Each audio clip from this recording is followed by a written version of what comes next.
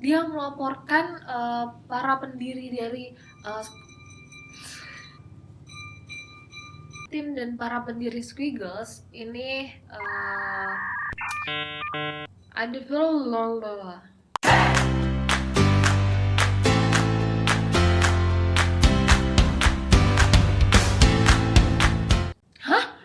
gila rugi ribuan ETH. Wow, lihat satu Ethereum aja sekarang 44 juta dikali 1000 berapa? Gila, gue udah gak percaya lagi nih sih sama NFT tipu-tipu bos. Mending yang jelas-jelas aja gak sih mulai dari sekarang? Oke guys, disclaimer ya, kami bukan penasihat keuangan, kami hanya bisa memberikan informasi dan informasi yang kami berikan bisa berubah sewaktu-waktu ya. Dan juga kami tidak tahu tujuan investasi teman-teman apa, kita tidak tahu kemampuan finansial teman-teman seperti apa. So, setelah teman-teman melihat dan menonton video ini, do your own research, oke? Hai semua, welcome back to NFTacademy.id. Dan aku Intrianisa, tentunya akan nemenin teman-teman semua membawakan banyak berita heboh di dunia per NFT-an ya Shay. Dan kali ini aku akan membahas tentang topik yang sangat hot, lebih hot dari Nikita Mirzani guys. Karena kemarin ini baru ada informasi salah satu project yang terlihat sangat-sangat terpercaya, sangat-sangat besar, bahkan dapat rating nilai 9 pun itu bisa rakul loh. So guys, kita kayak what? Kita harus baca project kayak gimana lagi kalau misalnya pun dilihat dari rating, dilihat dari art, lucu segala macam, utility segala macam udah bagus tapi ternyata bisa rakul. Agak capek juga ya guys. Dan berita ini, project ini adalah project Squiggles. Nih artnya bisa dilihat, lucu-lucu kan teman-teman ya? Kayak oh my god, oh my wow, ternyata Squiggles ini adalah project yang gagal. Kenapa? So guys, informasi itu booming pertama kali karena ada tweet di Twitter seperti ini.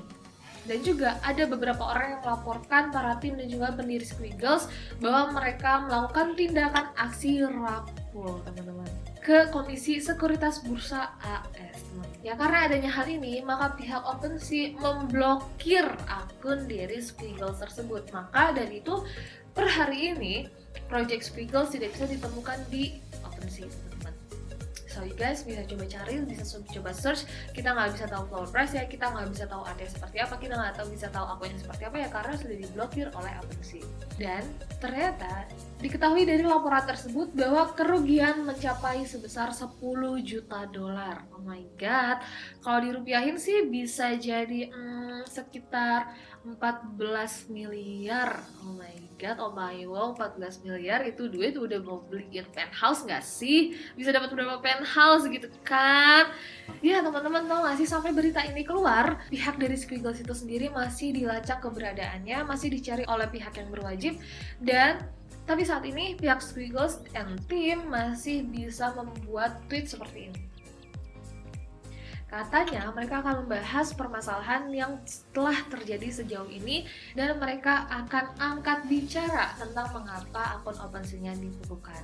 So, kita harus percaya atau enggak ya? Karena kalau dengar-dengar dari uang yang diraupnya sebesar itu dan ternyata orangnya atau pendiri dan timnya melarikan diri, ya kita harus percaya siapa guys. Dan juga mereka mengklaim bahwa mereka akan segera kembali ke dunia per NFT-an. Jadi teman-teman bisa coba stay tune aja di akun Twitternya dari Squiggles. So kita lihat aja permainan apa yang akan terjadi. Duh, semoga ada solusinya buat orang-orang atau buat mereka yang sudah minting Squiggles ini dan sudah mempercayai Squiggles dari awal tapi ternyata projectnya ini tidak seperti yang diharapkan. BTW ngomong-ngomong soal rakpul teman-teman, rakpul ada yang tahu nggak sih rakpul itu apa? So guys, rakpul itu merupakan tindakan kriminal, ya bisa dibilang kejahatan ya, seperti scam atau kalau bahasa kitanya sih nyolong duit orang gitu. Jadi kita bikin project, terus kita udah janjiin utility, roadmap, kita udah janjiin ini itu, janji manis buaya gitu ya, tapi ternyata duitnya diambil semua tanpa bertanggung jawab atas apa yang dijanjikannya. Nah teman-teman, ngomong-ngomong tentang rapuh ini memang bisa terjadi kapanpun dan dimanapun, apalagi NFT ini sedang gencar-gencarnya. Jadi kalau misalnya teman-teman mau belajar atau mau mencoba turun ke dunia NFT, teman-teman harus paham dan juga harus tahu gimana cara menghindari rug. So, sekarang aku akan bahas tentang gimana caranya untuk menghindari rug di dunia NFT. Yang pertama, periksa profil dari pembuat project tersebut. Ketika teman-teman menemukan sebuah project, mau di Twitter, Instagram, atau Instagram Ads, atau dimanapun ya, teman-teman harus cek dulu websitenya, kemudian cari timnya. Nah, teman-teman harus lihat latar belakang dari tim tersebut. Apakah mereka punya portofolio dalam art? Apakah mereka punya portofolio dalam IT? Apakah mereka punya portofolio dalam blockchain? Kalau misalnya memang mereka sudah berpengalaman dari hal-hal tersebut, maka bisa dibilang terpercaya. Tapi kalau ternyata mereka tidak punya portofolio tersebut, atau bisa dibilang mereka orang awam dan lain sebagainya, ya bukan nggak percaya, tapi bisa dibilang hati-hati, karena kan kita nggak tahu ya niat mereka seperti apa. Apalagi kalau misalnya teman-teman menemukan project kemudian pas dicek timnya itu anonim, itu harus waspada banget teman-teman. Udah timnya kita nggak tahu siapa, di anonim pula, kita nggak bisa ngecek portofolionya seperti apa. Waspadalah. Number 2, teman-teman harus periksa likuiditas yang terkunci. Biasanya kalau project-project yang terpercaya, si smart contract-nya itu akan terkunci selama 5 tahun. Jadi mereka tidak bisa mengambil biayanya selama 5 tahun. Tetapi ada juga sebuah project yang menggunakan pengunci dengan orang ketiga supaya untuk menimbulkan sebuah trust dari para investor tentunya. Nah, dari penguncian ini kita bisa mempercayakan mereka karena ya kita tahu, oh dikunci nih berarti dananya nggak bisa dibawa kabur. Intinya sih seperti itu ya. Oke, number 3, tentunya teman-teman harus sangat hati-hati terhadap apapun ya, bukan NFT aja, karena kita bisa disebut seorang investor yang mau invest sebuah dana, dan kita harus hati-hati tentunya kepada timbalan yang tinggi, karena teman-teman harus ingat bahwa high risk, high return. Number 4, tentunya ada pembatasan penjualan. Kalau misalnya saat teman-teman membeli NFT terus teman-teman mau ngelisting ya, mau ngejual lagi, itu ada pembatasan penjualan itu terbatas, itu juga harus dihati-hati, harus harus jadi aware lah buat teman-teman.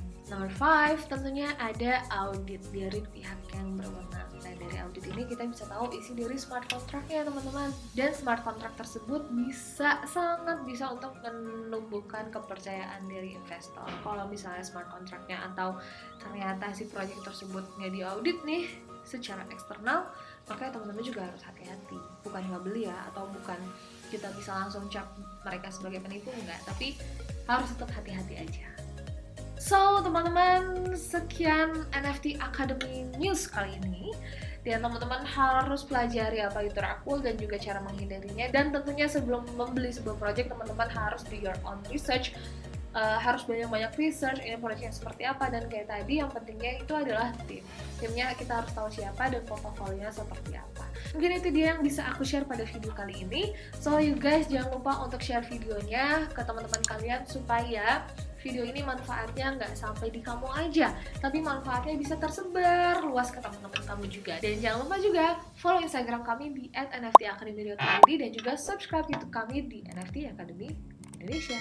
See you on the next video. Aku Indra Nisa. Bye-bye.